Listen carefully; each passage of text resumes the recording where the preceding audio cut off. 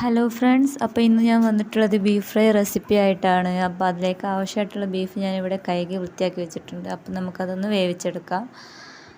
അപ്പോൾ ഞാൻ പൊടികൾ മാത്രം ഇട്ടിട്ടാണ് വേവിച്ചെടുക്കുന്നത്.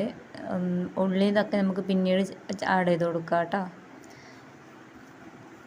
അപ്പം ഇതൊക്കെ ഇട്ടിട്ട് നമുക്കൊന്ന് മിക്സ് ആക്കി കൊടുക്കുക. കുറച്ച് വെള്ളം ഒഴിക്കാം കേട്ടോ. കുറച്ച് വെള്ളം ഒഴിച്ചിട്ട് മിക്സ് ആക്കിയതാണ്ട് അടച്ച് വെച്ച് ഇനി നമുക്ക് അതിലേക്ക് ആവശ്യമായിട്ടുള്ള സവാള, തക്കാളിയൊക്കെ കട്ട് ചെയ്തെടുക്കാം. അപ്പോൾ ഈ രീതിയിലാണ് കട്ട് ചെയ്തെടുക്കേണ്ടത് കേട്ടോ. അപ്പോൾ അത് വഴറ്റിയെടുക്കാനുള്ള പാൻ വെച്ചിട്ടുണ്ട്. എണ്ണ ചൂടായതിനു ശേഷം ഉള്ളി ഇട്ട് കൊടുക്കാം. ഉള്ളി നല്ല വഴന്ന് വരട്ടെ. എന്നിട്ട് നമുക്ക് തക്കാളിയൊക്കെ ആഡ് ചെയ്ത് കൊടുക്കാം.